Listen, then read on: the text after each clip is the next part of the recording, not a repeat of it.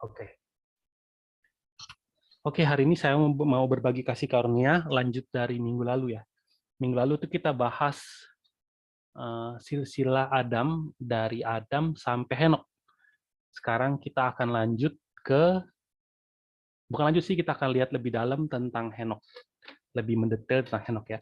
Tentang Henok dicatat di Alkitab itu ada 3 bagian sebenarnya, ada di Kejadian, ada di Yudas, ada di Ibrani. Kita baca yang di Kejadian dulu ya. Nah, Kejadian 5 itu isinya seperti ini. Setelah Henok hidup 65 tahun, ia memperanakan Metusalah. Dan Henok hidup bergaul dengan Allah selama 300 tahun lagi. Setelah ia memperanakan Metusalah, dan ia memperanakan anak-anak lelaki dan perempuan. Jadi Henok mencapai umur 365 tahun, dan Henok hidup bergaul dengan Allah. Lalu ia tidak ada lagi, sebab ia telah diangkat oleh Allah. Nah, ini isi Kejadian pasal 5. Nah, kalau teman-teman perhatikan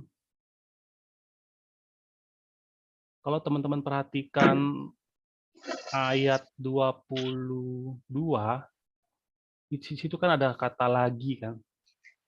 Ada kata lagi. Henok hidup bergaul dengan Allah selama 300 tahun lagi. Nah, kata laginya itu di bahasa aslinya, bahasa Ibrani itu nggak ada. Jadi harusnya kalimatnya itu, jadi Henok hidup bergaul dengan Allah selama 300 tahun. Setelah ia memperanakan Metusalah. Harusnya kalimat begitu. Kata lagi itu benar-benar bikin pengertian kita jadi berbeda. Jadi Henok hidup bergaul dengan Allah selama 300 tahun setelah ia memperanakan Metusalah. Nah, saya kasih beberapa terjemahan yang lebih akurat dari bahasa-bahasa lain. Contohnya ini, di English Standard Version, New King James, sama New American Standard Bible. Di situ ada tulis, Enoch walked with God after he fathered Methuselah. Atau New King James bilangnya apa? After he begot Methuselah. Terus di New American Standard juga, then Enoch walked with God 300 years after he fathered Methuselah. Jadi penekanannya itu adalah setelah kelahiran Methuselah. Nah, jadi kita akan coba susun kronologis tentang kehidupan Henok lewat silsilah di kitab Kejadian ya. Nah, Henok kita bisa tahu hubungan kehidupannya ketika kita urutin tahun-tahun kelahiran yang dicatat di Kejadian 5. Di Kejadian 5 ayat 3 dicatat seperti ini. Setelah Adam hidup 130 tahun, ia memperanakan seorang laki-laki menurut rupa dan gambarnya, lalu memberi nama Set kepadanya. Nah, kalau kita bikin timeline Adam, itu begini. Jadi Adam hidup, garis di tempat Adam itu menunjukkan kehidupan Adam ya. Nah, pada waktu Adam berusia 130 tahun, dia punya anak Set. Nah, mudah-mudahan teman-teman bisa memahami maksud dari gambar ini. Jadi Adam berumur 130, dia punya Set. Kemudian kalau kita baca ayat 6, setelah Set hidup 105 tahun, ia memperanakan Enos. Nah, jadi gambarnya bisa lanjut seperti ini nih. Setelah Set hidup 105 tahun, dia punya Enos. Atau dengan kata bahasa gampangnya, ketika Adam umur 235 tahun, dia punya cucu Enos. 235 dari mana? Dari 130 umur dia waktu punya Set, sama 105 tahun berlalu. Umur Set 105, sekarang Adam pasti nambah juga dong umurnya. Jadi umur Adam sekarang 235. Jadi 235 itu hari kelahiran cucunya Enos. Nah, kalau kita susun tahun-tahun ini, berdasarkan Kejadian 5, itu jadinya seperti ini.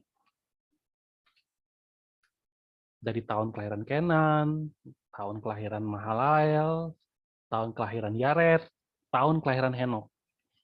Nah, ini adalah tahun-tahun penting dalam kehidupan Adam. Umur 130 apa yang terjadi, umur 235 apa yang terjadi. Terus sampai umur 622. Sampai umur 622, cucunya generasi ketujuh itu Henok lahir. Jadi kita bisa tahu, oh Henok itu lahir 622 tahun setelah Adam. Ini nggak muncul di Alkitab kan, tapi tersirat di dalam Alkitab kalau kita hitung. Nah, jadi Henok itu kapan sih hidupnya? 622 tahun setelah Adam. Nah, tahun-tahun yang lain sudah kita nggak perlu lagi, kita singkirin dulu. Nah, sekarang kita akan fokus ke Henok ya. Henok. Adam itu hidup sampai dia umur 930 tahun. Nah, tapi pada saat umur 622 dia punya Henok. Nah, sampai sini ya. Sampai sini ada pertanyaan dulu nggak sebelum kita lanjut?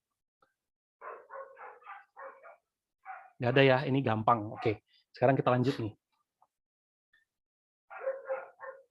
Adam adalah tokoh yang mengenal dunia di Taman Eden.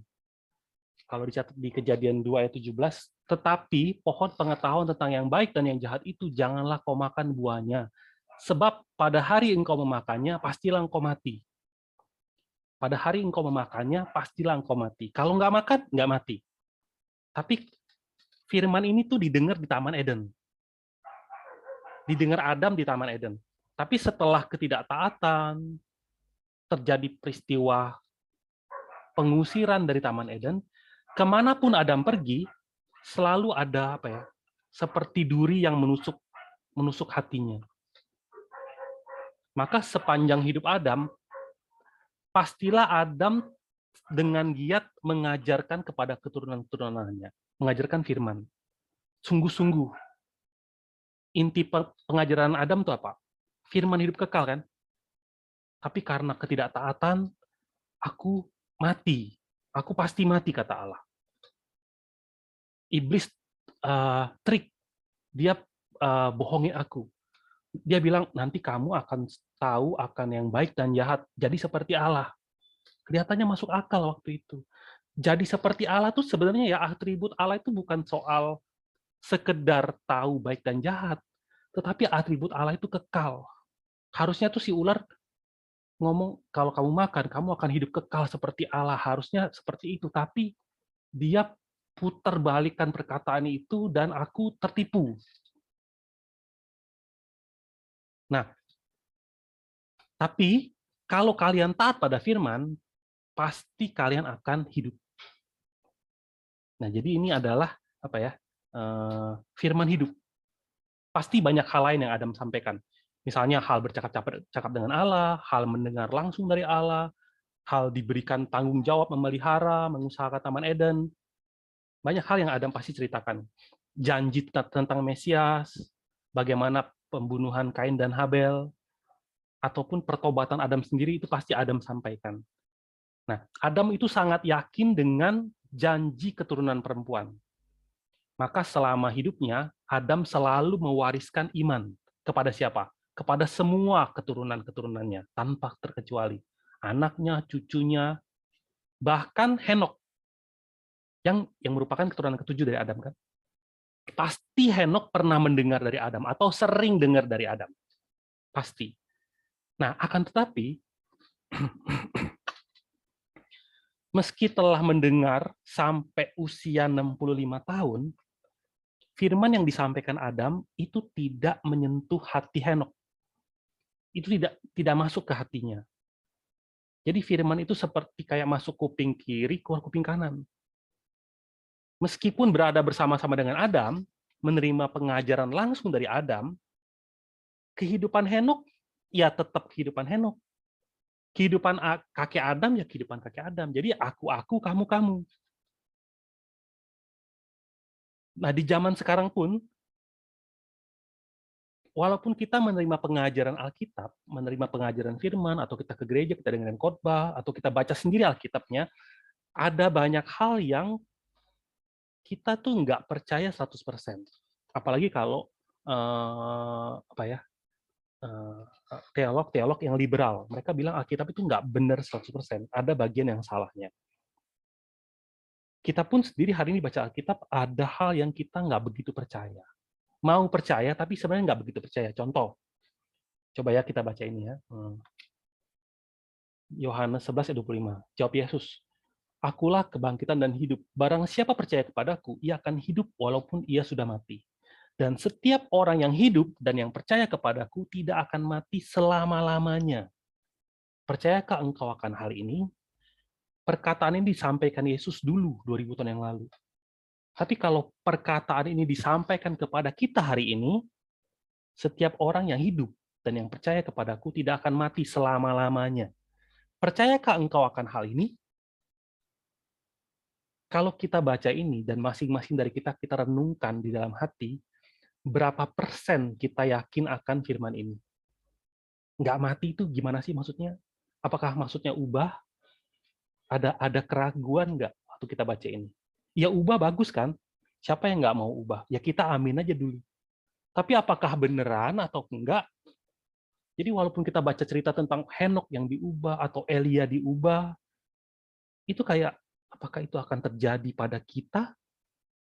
Nah, hal ini pun terjadi di zaman Yesus. Di zaman Yesus, Yesus Allah datang sebagai anak Allah, memakai rupa manusia. Dia ngomong, setiap orang yang mendengarkan firman akan hidup. Contohnya di Yohanes 5. Aku berkata kepadamu, sesungguhnya saatnya akan tiba dan sudah tiba, bahwa orang-orang mati akan mendengar suara anak Allah dan mereka yang mendengarnya akan hidup. Orang-orang dengar ini, maksudnya gimana ya? Orang-orang mati mendengar suara, emangnya orang mati bisa mendengar suara Allah? Atau misalnya di Yohanes 8, ayat 51, aku berkata kepadamu, sesungguhnya barang siapa menuruti firman-Ku, ia tidak akan mengalami maut sampai selama-lamanya. Terus orang Yahudi bilang apa? Kata orang-orang Yahudi kepadanya, sekarang kami tahu bahwa engkau kerasukan setan. Sebab Abraham telah mati, dan demikian juga nabi-nabi. Namun engkau berkata, barang siapa menuruti firman-Ku, ia tidak akan mengalami maut sampai selama-lamanya. Mirip kan? Kalau kita hari ini ada ragu tentang firman ubah, di zaman itu pun mereka ragu. Meski mereka baca Alkitab, ahli Taurat, ahli Farisi, imam besar, mereka baca di situ, mereka recite firman-firman itu, Henok diubah, Elia diangkat ke sorga, diubah. Tapi mereka nggak percaya. Mereka bilang apa? Semua mati. Abraham aja mati, makanya kamu kerasukan setan. Nah, hal-hal seperti ini itulah yang terjadi kepada hidup Henok selama 65 tahun awal kehidupannya. Bagaimana Henok hidup mendengarkan firman tapi dengan pikiran yang pikiran manusiawi. Jadi meskipun ada contohnya Adam ya. Adam yang hidup berjalan bersama dengan Allah, Henok tidak bisa mempraktekkan firman-firman itu. Jadi ibaratnya Henok kalau dia datang ke gereja itu karena ya datang ke gereja hal yang baik. Atau mungkin saja dia ikut-ikutan. Atau kalaupun dia bernyanyi pujian belum ada hati yang mengerti. Tetapi ketika umurnya 65 tahun, terjadilah perubahan besar dalam hidupnya. Dicatat Henok bergaul dengan Allah. Nggak tanggung-tanggung 300 tahun lamanya. Kemudian diubah. Jadi secara tiba-tiba, kehidupan yang nggak percaya 65 tahun ini berubah. Secara tiba-tiba, ia mulai percaya, walaupun nggak ada orang yang paksa pun, ia berjalan bersama dengan Allah. Banyak teman-teman di sini yang nggak ada yang paksa, tetap baca Alkitab. Nggak ada yang paksa ke gereja dengan rajin. Nggak ada yang paksa mau belajar Alkitab. Dari setiap tempat yang ada pelajaran Alkitab, mau ikut dengan antusias. Nggak ada yang paksa. Pasti ada sesuatu yang terjadi, kan? Begitu juga dengan Henok. Nah, yang terjadi itu adalah kelahiran Metusela. Setelah memperanakan Metusela, pada usia 65 tahun, hidup Henok berubah. Sekali lagi ya, kata laginya itu nggak ada. Henok hidup bergaul dengan Allah selama 300 tahun setelah ia memperanakan Metusela. Nama Metusela itu artinya ketika dia mati, akhir dunia akan datang. Jadi Metusela itu artinya kalau mati, akhir zaman datang. Nah, Metusela itu kayak suatu tanda yang diberikan kepada Henok. Ini memperlihatkan kita bahwa waktu Metusela dilahirkan, ada wahyu khusus dari Allah. Wahyu khusus itu diberikan kepada Henok, ngomongin apa? Kalau dia mati akhir zaman. Dan akhirnya setiap orang yang manggil Metusela, maupun itu adeknya, mau itu pun keluarganya, mau itu pamannya, atau seluruh orang lain pun kalau panggil Metusela, kok nama kamu aneh banget akhir zaman? Kalau kamu mati, akhir zaman datang. Itu beneran. Ya kan, jadi orang tua mana yang sih yang kayak mendoakan kematian anaknya? Jadi secara akhir, secara ekskatologi ini artinya tuh sangat serem. Nah, tapi meski demikian, demi menyampaikan tentang akhir, Tuhan memberikan ini, Metusalah. Supaya orang-orang tahu, ada. Setidaknya mereka sadar bahwa hidup ini tuh nggak ada yang namanya mati terus tanpa penghakiman. Jadi kita bebas hidup seperti apa aja. Nama Metusela ini akan membuat orang berpikir tentang adanya akhir. Nah, maka pastilah Henok menamakan Matusala ini sesuai dengan firman Tuhan. Nah, kalau kita hitung secara luar biasa, kita hitung ya, Metusala tuh waktu dia umur 187, dia punya anak namanya Lamek. Kemudian, ketika Lamek berumur 182, cucu Metusala, yaitu Nuh, lahir. Itu kalau ditambahin angkanya kan jadi Metusela waktu Nuh lahir, waktu cucunya lahir itu 369 tahun. Nah,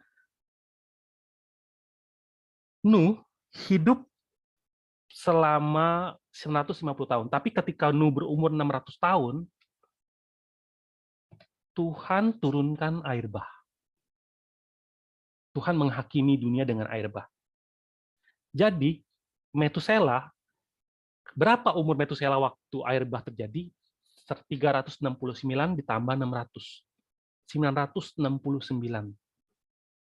Kalau baca di Kejadian 5, Metusela mencapai umur 969 tahun lalu ia mati. Ketika anak ini mati, akhir zaman datang. Arti Metusela kan itu kan. Sesuai dengan kenyataan, sesuai dengan arti namanya, tahun di mana Metusela mati, Allah benar-benar menghakimi dunia dengan air bah. Nah, maka ketika Henok melihat anaknya, sehari-hari, anaknya Metusela sehari-hari, ia akan selalu otomatis terpikir tentang apa? Penghakiman. Akan ada penghakiman. Dan bagaimana caranya kita lolos dari penghakiman ini? Bagaimana caranya? Sementara dunia makin jahat. Minggu lalu kita bahas kan, dunia itu di sekeliling dia makin jahat. Maka siapa yang punya jawabannya? Yang punya jawabannya adalah Adam. Maka semua firman, semua pengajaran yang selama 65 tahun ini sebelumnya terus disampaikan Adam, selama ini Metusala, Henok cuma ngapain? Dia cuma lihat, dia dengar. Ya penting sih pengajaran kakek Adam itu penting, tapi banyak hal, terlalu banyak hal dalam hidup ini yang jauh lebih penting. Maka aku akan urus hal yang penting-penting dulu. Tapi nanti setelahnya baru urusin firman. Tapi sekarang semuanya berbalik. Henok akan cari, dia akan kejar firman itu, dia akan kejar. Maka firman yang disampaikan Adam selama ini, itu mulai terpahat di dalam hatinya. Apakah firmannya berubah? Berbeda? Enggak. Firman Adam sama. Isi pengajaran Adam sama. Yang berbeda apa? Sikap hati, telinga, dan mata dari Henok telah berubah. Pandangannya berubah. Wahyu tentang akhir zaman itu adalah seperti hal yang membangunkan, awal yang membuat Henok balik arah. Tapi kalau hanya informasi saja, nggak mungkin dia bisa berjalan bersama dengan Allah. Nggak mungkin. Apalagi sampai 300 tahun. Haruslah ada apa? Haruslah ada iman. Rahasia memiliki iman apa? Dengerin firman. Dicatat di Roma kan, iman timbul dari pendengaran, dan pendengaran oleh firman Kristus. Sehingga dicatat di Ibrani 11 ayat 5, karena iman Henok terangkat, supaya ia tidak mengalami kematian, dan ia tidak ditemukan karena Allah telah mengangkatnya. Sebab sebelum ia terangkat, ia memperoleh kesaksian bahwa ia berkenan kepada Allah. Tetapi tanpa iman, tidak mungkin orang berkenan kepada Allah. Sebab barang siapa berpaling kepada Allah, ia harus percaya bahwa Allah ada, dan bahwa Allah memberi upah kepada orang yang sungguh-sungguh mencari Dia. Kalau baca di Yohanes 1 ayat 1, kan pada mulanya ada firman. Firman itu bersama-sama dengan Allah. Firman itu Allah. tanpa menyadari firman, tanpa percaya firman, nggak mungkin Henokh bisa hidup berjalan bersama Allah. Kenapa? Karena Allah itu firman.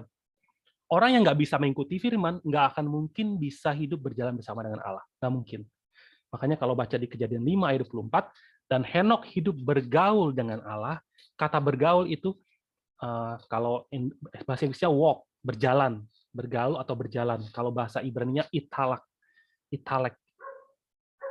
itu digunakan dari kata kerja halak. Artinya, kata kerja halak itu artinya tunduk pada seseorang. Kalau ada kata kerja halak, berarti kita tunduk sambil mengikuti orang itu. Nah, secara unik, kata bergaul ini kan bahasa Ibrani kan. Ketika Alkitab bahasa Ibrani diterjemahkan ke bahasa Yunani, nanti di zaman Yesus kan orang-orang Ibrani itu sudah lupa bahasa Ibrani, mereka dijajah Yunani, mereka pakai bahasa Yunani. Alkitabnya mereka terjemahin pakai bahasa Yunani. Nah, bergaul ini itu diterjemahannya sama tuh, sama berkenan. Kata yang dipakai itu sama dengan kata yang berkenan ini. Henokh itu bergaul. Kalau bahasa asli berkenan itu menyenangkan. Bahwa ia menyenangkan Allah. Berarti sama dengan Henokh hidup menyenangkan Allah. Jadi berjalan itu bukan hanya berjalan bersama-sama dengan Allah. Kalau kita lihat fokus dan modus dari Henokh itu, dia bukan sekedar jalan. Tapi lebih daripada itu, dia buang pikirannya, dan dia pikirin, dan dia letakkan pikiran orang yang mimpin dia. Jadi sambil ngikutin, dia buang pikirannya, dia ikutin aja pikiran dari orang yang dia ikutin itu. Jadi berjalan bersama dengan Allah artinya, walaupun itu dua orang, Allah jalan, kita jalan, tetapi hatinya satu. Dengan kata lain, dengan sadar dan dengan sukacita, Henokh ikut Allah sambil memeluk hati Allah. 300 tahun dia jalan ikutin hati Allah. Hanya tahu takut akhir zaman nggak bisa begini. Tapi karena dia tahu hati Allah, mengerti firman, dia bisa ikut seperti ini. Inilah yang menyenangkan Allah. Sehingga Allah bikin dia terangkat ke surga. Maka di waktu-waktu senggang, sekarang Henokh itu bisa baca Alkitab. Dia suka baca firman. Dia suka berdoa. Dia suka menyampaikan firman. Dan ini semua apa? Kasih karunia Allah kan. Tanpa kasih karunia mana mungkin orang bisa mau baca firman. Nah, jadi kita sudah menyelidiki 65 tahun sebelum kelahiran Metusala, momen kelahiran Metusala. Sekarang kita akan bahas kehidupan 300 tahun berjalan bersama dengan Allah. Ada beberapa peristiwa yang terjadi di saat ini. Yang pertama, dicatat, sambil hidup berjalan bersama dengan Allah selama 300 tahun lagi, Henokh itu memperanakan anak laki-laki dan perempuan. Jadi dia punya banyak anak, laki-laki maupun perempuan. Ada berapa nggak tahu. Tapi yang jelas Metusala itu punya adik banyak. Nah, pasti bahkan di umur dia yang 252 tahun, di umurnya 252 tahun, Henokh itu punya cucu Lamek lahir. Jadi kelihatannya cuma 2 nama, tapi banyak orang di sini sebenarnya. Nah, dalam kehidupan mereka, nama Metusela itu pasti jadi kontroversi kan di keluarga Henokh. Setidaknya adik-adik Henokh pasti tanya, Pak, kenapa sih Pak nama kakak itu kok aneh banget kalau mati akhir zaman? Nah, maka kesempatan itu akan dipakai jadi apa? Kesempatan menginjil. Henokh sampaikan, kalau kakakmu mati, akhir zaman beneran. Tuhan sudah wahyukan. Maka kita semua, seperti sesuai dengan apa yang diajarkan oleh kakek Adam, kita berjalan bersama dengan Tuhan. Semua keturunannya pasti apa? Disampaikan kan? Disampaikan. Termasuk Lamek, cucunya, dia sampaikan. Pewarisan iman. Hei, mungkin nanti Metusala ngomong, hei Lamek, nanti kalau papa kamu mati, itu akhir zaman loh. Nah, terus dia Lamek cerita ke teman-temannya, kalau papa saya mati akhir zaman loh. Seorang orang bilang apa?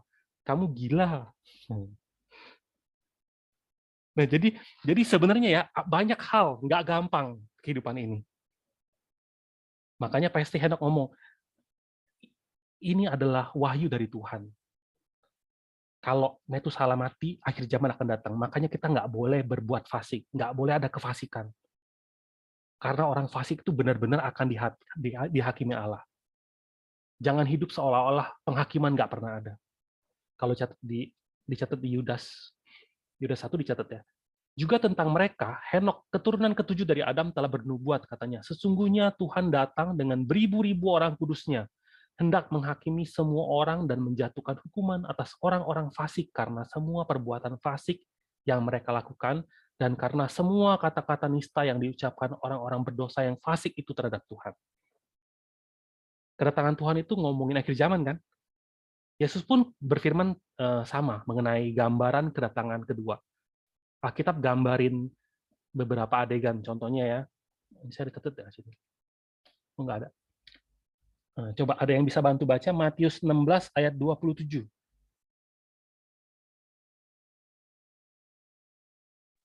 Saya baca ya. Oke. Matius 16. Bentar saya cari dulu. Ayat 27. 16.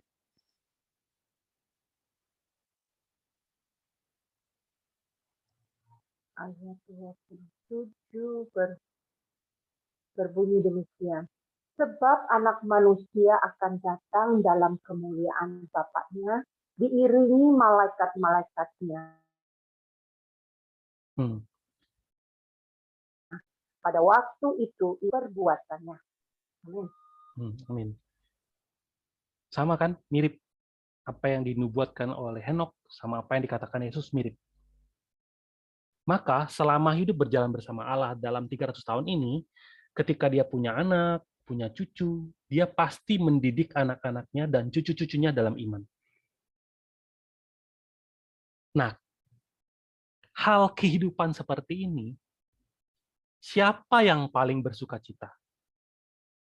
Kehidupan Henok yang tadinya 65 tahun nggak berjalan bersama Tuhan, terus hidup berjalan bersama dengan Tuhan, siapa yang paling bersuka cita? Tentu Allah kan, tentu Allah bersuka cita. Tapi yang kedua bersuka cita siapa? Adam. Bisa bayangkan kelegaan Adam, kebahagiaan Adam, kebanggaan Adam terhadap Henok, kehidupan Henok, pertobatan Henok. Yang selama ini nggak bisa berjalan bersama Tuhan, baca firman gitu-gitu aja. Kini Adam sendiri secara langsung bisa menyaksikan perubahan dalam hidup Henok.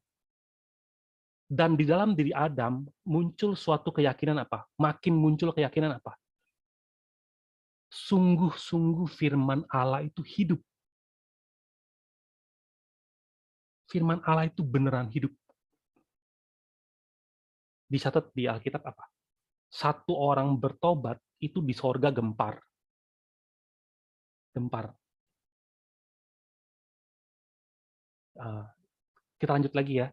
Dalam 300 tahun ini apa yang terjadi dalam kehidupan Henok? Nah, pada tahun umurnya 308, Adam mati. Ini adalah ujian besar dalam kehidupan Henok. Ujian besar dalam kehidupan iman Henok.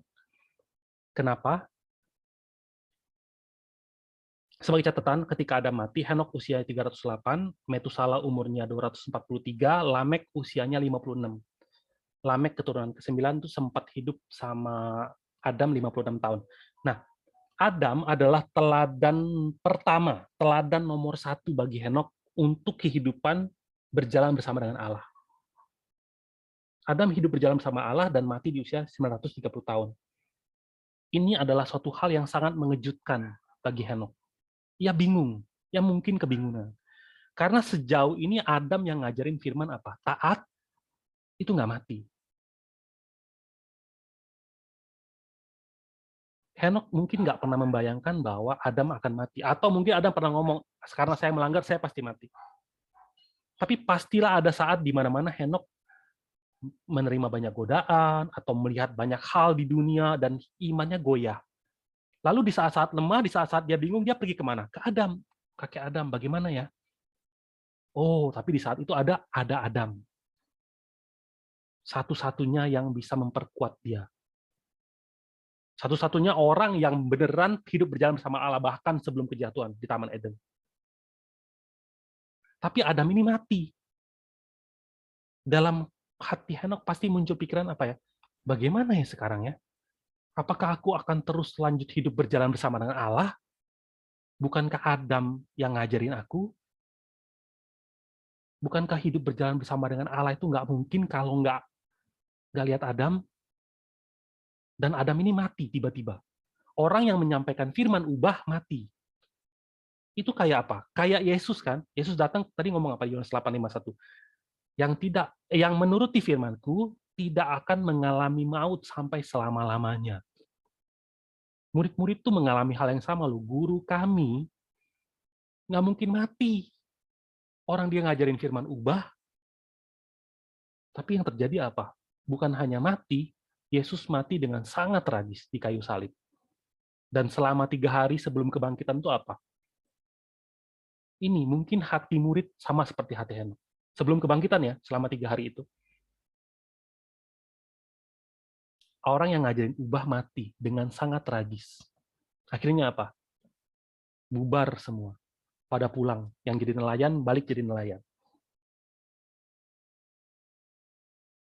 Tapi yang mengherankan, setelah Adam tidak ada pun, Henok tidak berhenti hidup berjalan bersama Allah. Dia nggak berhenti. Walaupun sekarang harus menjalani kehidupan tanpa Adam.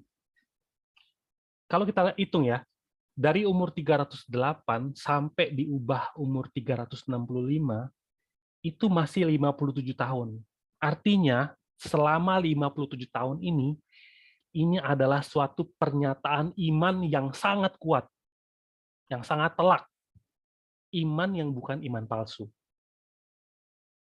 Matinya Adam itu bukan menjadi suatu krisis, tetapi malah jadi suatu batu lompatan. Nah, kita belajar banyak di sini. Yang pertama,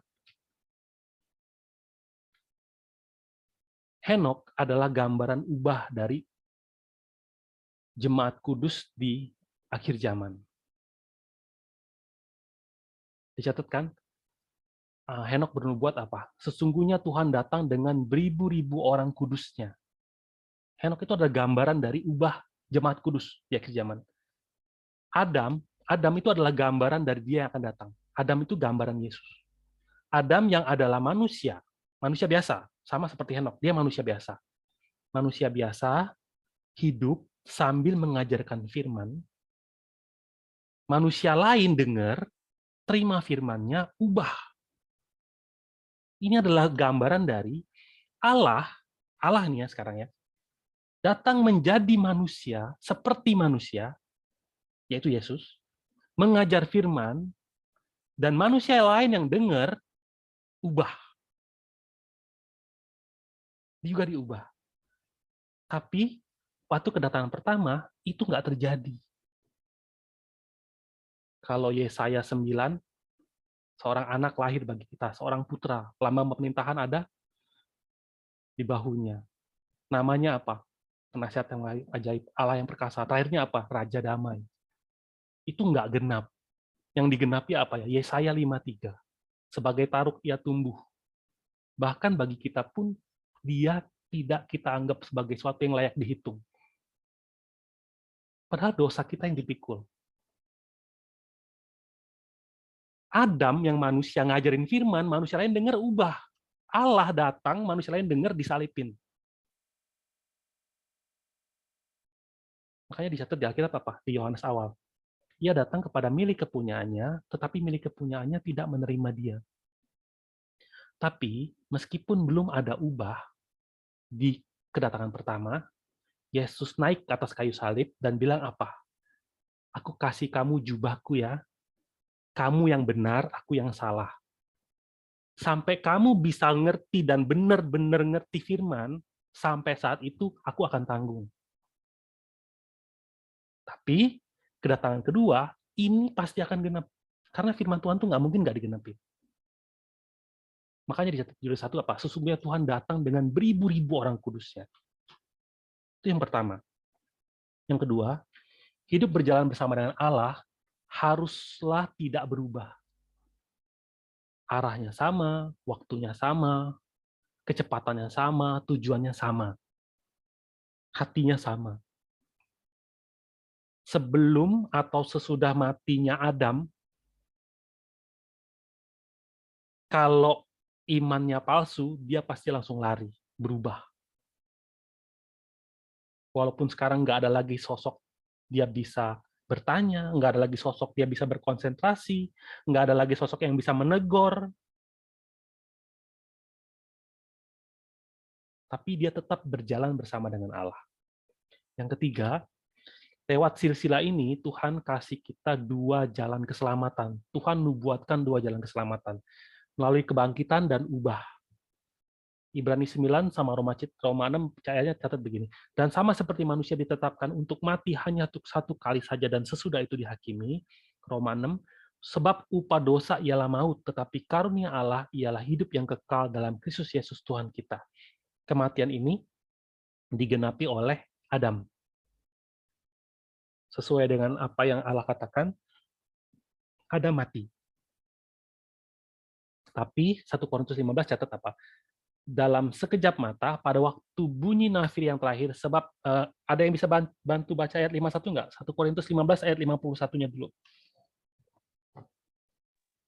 Saya cari ya. 1 Korintus. Bentar.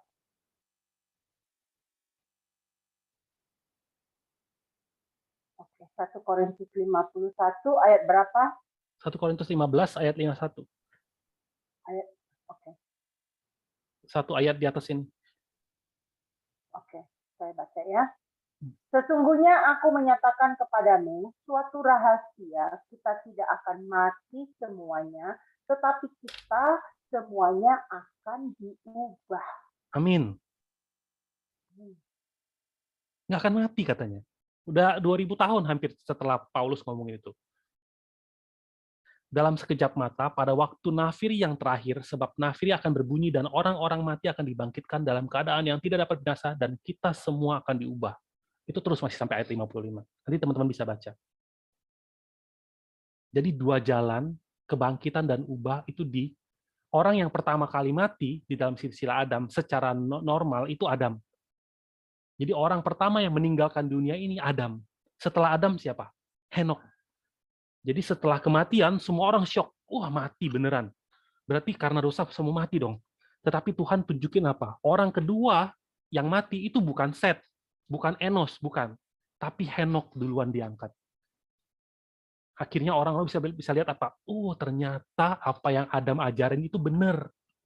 Nggak ada satupun kesalahan.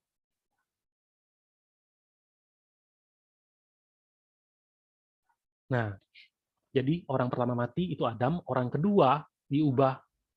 Orang yang kedua meninggalkan dunia ini itu adalah Henok dengan cara diubah. Jadi 2 jalan keselamatan tuh diwahyukan lewat silsilah ini. Nah, sedikit saya mau bahas tentang Metusalah. Metusalah ya, anak Henok. Kalau Metusalah mati, kan arti namanya akhir zaman dikirim. Dari silsilah Adam, dari seluruh silsilah Adam di Kejadian 5, ada 10 tokoh, 10 nama. Kan kita bahas ada 1000 tahun kehidupan yang dipadatkan. Ada banyak silsilah-silsilah lain di balik silsilah ini. Ada banyak ribuan silsilah lain yang hidup dengan sangat jahat. Bahkan di zaman Henok pun, di zaman papanya, penghakiman itu sudah dinyatakan. Hei, penghakiman itu sudah dinyatakan. Jangan apa, fasik. Melalui Metusalah, juga diwahyukan apa? Penghakiman. Tapi meskipun begitu, tidak banyak yang bertobat. Tuhan tunggu, dan tunggu lagi. Sampai berapa lama? Kapanpun Tuhan bisa panggil Metusalah dan kirim akhir zaman. Bisa kan? Kapanpun. Tapi kalau teman-teman lihat, angka kehidupan di Kejadian 5, Metusalah ini yang paling panjang umurnya, 969 tahun. Umur terpanjang, kenapa? Ya ini, kayak catat di 2 Petrus 3. Tuhan tidak lalai menepati janjinya. Sekalipun ada orang yang menganggapnya sebagai kelalaian, tetapi ia sabar terhadap kamu. Karena ia menghendaki supaya jangan ada yang binasa, melainkan supaya semua orang berbalik dan bertobat. Tetapi hari Tuhan akan tiba seperti pencuri. Pada hari itu langit akan lenyap dengan gemuruh yang dahsyat dan unsur-unsur dunia akan hangus dalam nyala api. Dan bumi dan segala yang ada di atasnya akan hilang lenyap. Dia dikasih umur yang paling panjang. Itu kan benar-benar apa ya? Mungkin sudah 900 tahun masih nggak ada yang bertobat. 940 tahun sampai 969 apa yang terjadi? Semua kejahatan penuh. Sampai Tuhan nggak bisa ngomong lagi. Tuhan tunggu. Akhir zaman seperti zaman Nuh kan. Manusia akan kawin mengawinkan sampai Nuh masuk ke dalam bahtera katanya.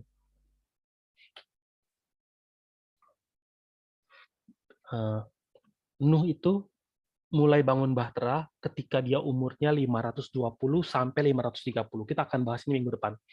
520 tahun sampai 530 tahun, sekitaran itu. Jadi dia cuma bangun bahtera itu sekitar 70 sampai 80 tahun.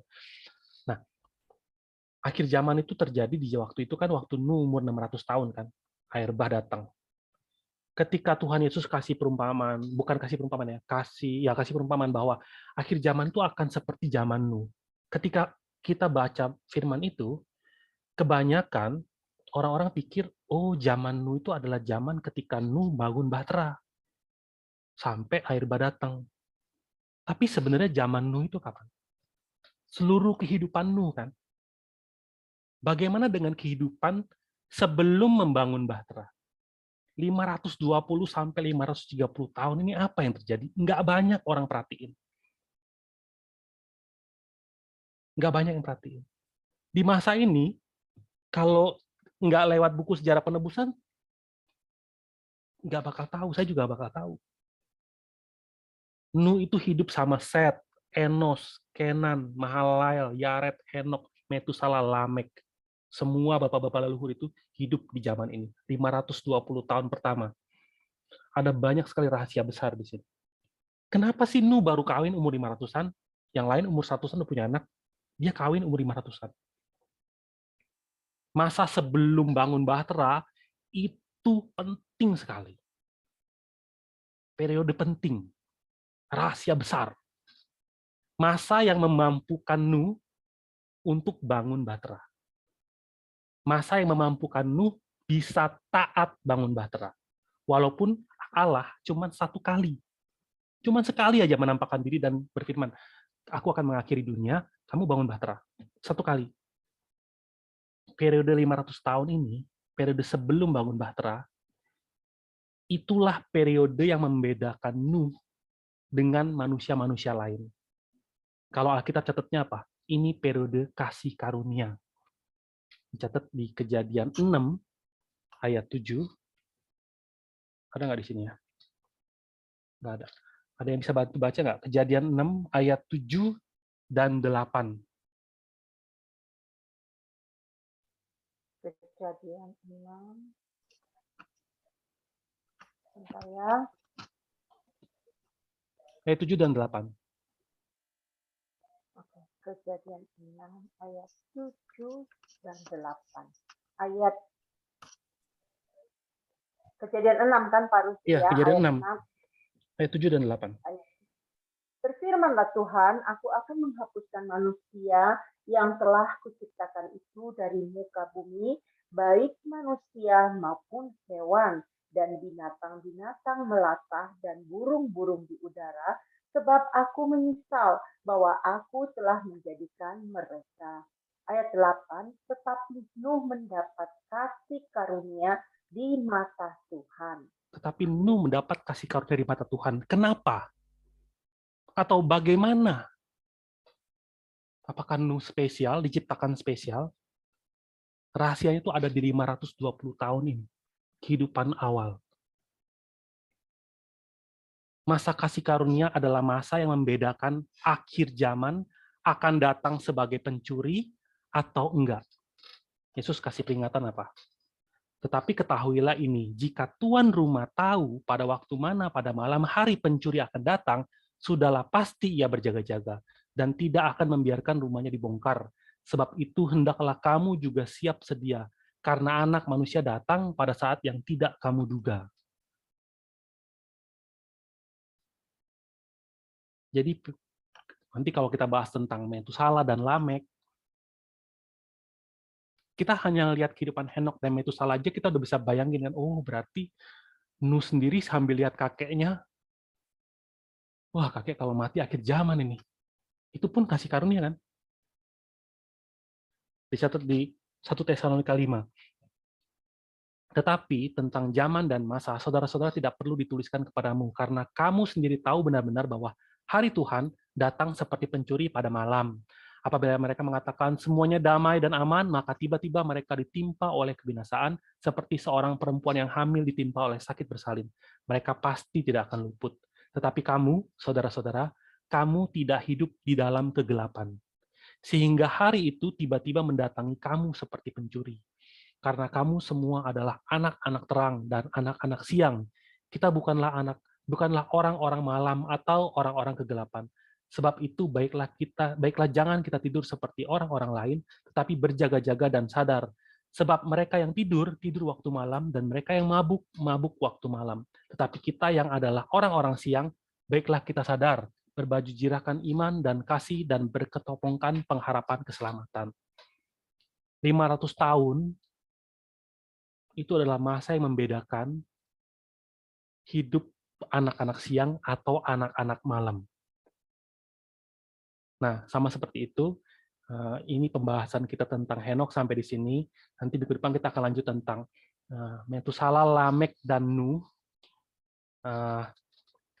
Semoga dalam kehidupan kita terjadi peristiwa, bagi kita masing-masing itu terjadi peristiwa Metusala, lahir Metusala secara rohani bagi setiap kita, sehingga akhirnya kita bisa hidup sambil memiliki iman tentang adanya akhir zaman, sehingga kita bisa mencari jawaban. Apa sih jawabannya? Bagaimana sih caranya? Dan ketika kita sadar akan hal itu, hal-hal yang mana yang penting dan mana yang prioritas itu akan dibenahi dengan benar di dalam setiap diri kita. Dan akhirnya kita bisa mengambil jalan hidup berjalan bersama dengan Allah. Sampai sini ada pertanyaan nggak?